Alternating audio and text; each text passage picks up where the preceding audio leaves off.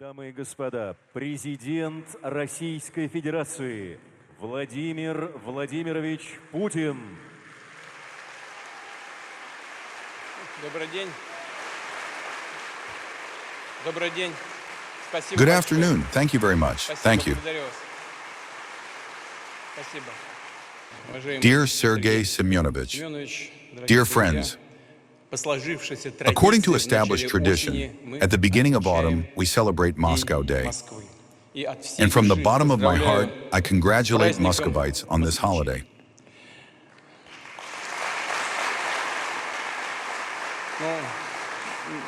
And not only Muscovites, everyone who sincerely loves our capital, who considers it one of the best cities on the planet.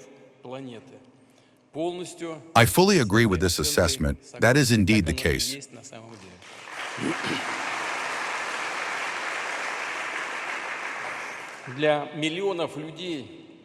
For millions of people, it embodies the destiny and historical mission of Russia as a state civilization. A city with a glorious history, great spiritual, cultural, military, and labor traditions. Today it is a flagship of Russia's steady and confident forward movement, of the strengthening of our sovereign and strong state. The capital ranks second in the world among the largest urban economies,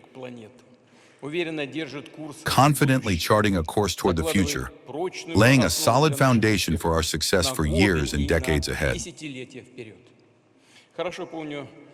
I remember well how Sergei Semyonovich proposed Moscow's assistance in reviving the domestic space industry.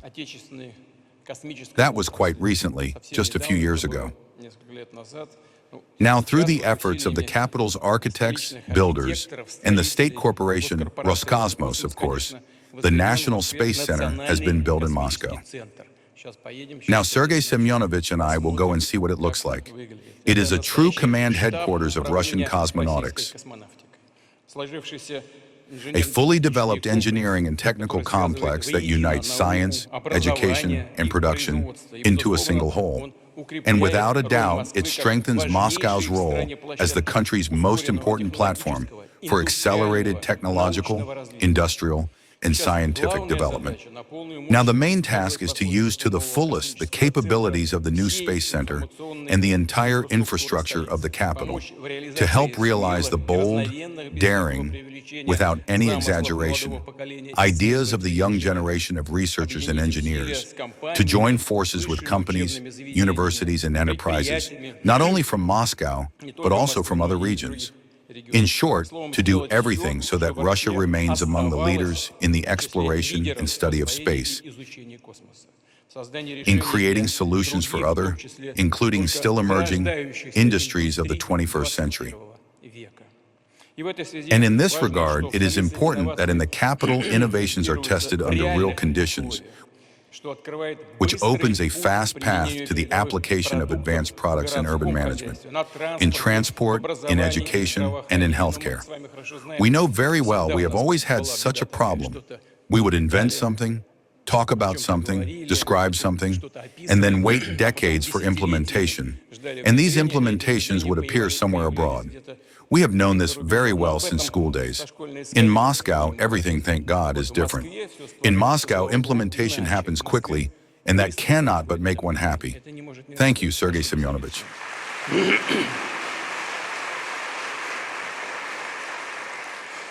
Thus, significant potential of digital and medical technologies has been employed within the framework of the recently completed reconstruction of 343 children's and adult polyclinics in all districts of the capital, as well as for equipping dozens of hospital buildings, including the newly opened complex of St. Vladimir's Children's Hospital today. Another important area is the formation in the capital, in the full sense of the word, of an economy of unmanned systems. In Moscow, autonomous solutions are actively tested in taxis, in logistics, in everyday services, for safety monitoring on water, on construction sites, for firefighting, for cleaning territories. And these new technologies operate on domestic software. I will add that over the past 6 years, Moscow's IT sector has grown more than fourfold. Just imagine, in 6 years, fourfold, that is, an annual growth of about 80 to 85%. Simply great, an excellent indicator. Moscow is moving from experiments to the wide-scale use of autonomous transport. Literally just a few days ago, after 2 years of testing, the first driverless trams in Russia entered regular routes. The next step will be the automation of the metro. It is important that, hand in hand with technical modernization, active construction of new metro lines and stations is underway. Today, 4 more stations of the Troitskaya line have opened. Construction continues on the Rublyovo-Arkhangelskaya and Biryulyovskaya metro lines, which will significantly improve transport accessibility for 2 million Muscovites and residents of the Moscow region. Of course, I know colleagues from other regions will listen and say, well, of course, he has the most money there in all of Russia. There is never enough money anywhere. No matter how much there is, and the economy is large, money is always lacking. The question is one of choosing priorities, and the team of the current mayor of Moscow manages to choose the most important things, focus attention on them, and achieve results.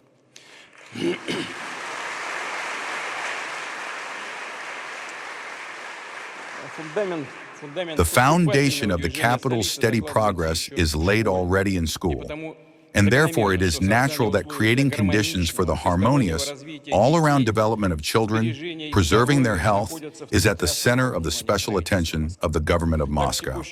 Thus, this year, a large-scale reconstruction of school buildings has begun.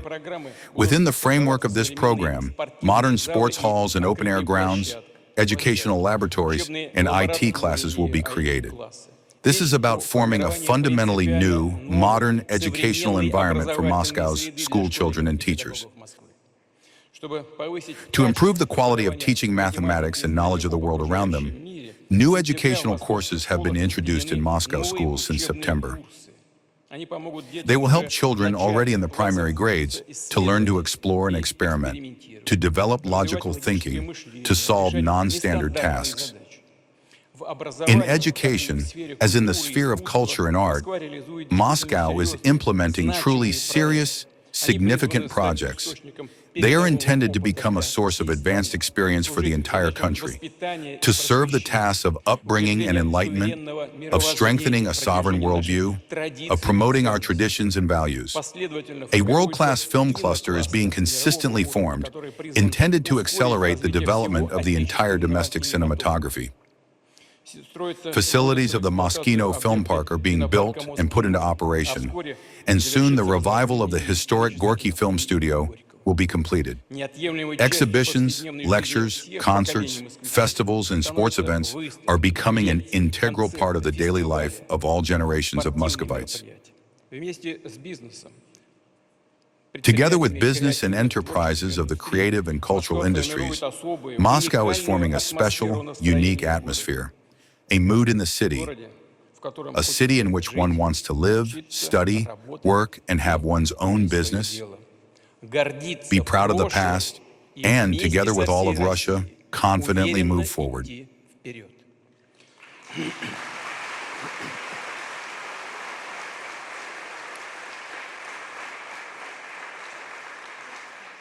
Dear friends, in the cultural and moral code of Muscovites, of our entire multinational people, there is a sense of great responsibility for the fate of the motherland, a readiness to always come to help, to lend a shoulder. This is manifested in the broad development in the capital of charity and patronage, of the volunteer movement, and, of course, in support for our armed forces. Tens of thousands of Muscovites are valiantly fighting on the front line. And as has happened more than once in history, Moscow has become a strong rear for the Russian army. More than 500 Moscow enterprises are ensuring the production of critically important goods for the front. Wounded servicemen undergo treatment and rehabilitation in the capital's hospitals. Hundreds of Moscow specialists, doctors, workers of special services, builders, administrators, provide daily assistance to the residents of Donbass and Novorossiya. I would like to thank Muscovites for their contribution to our common just, righteous struggle, for their readiness to fight and work for the sake of the fatherland.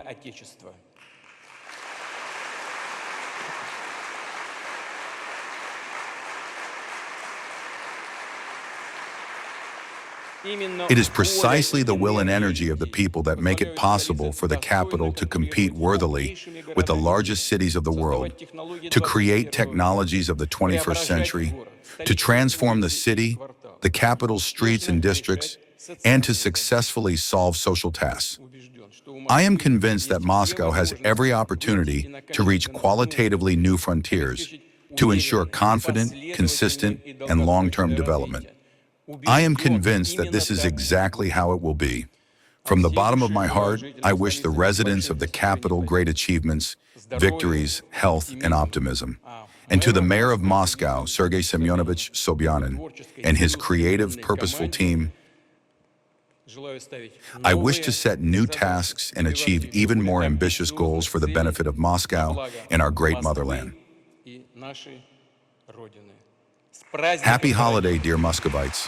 Happy City Day, capital. Thank you.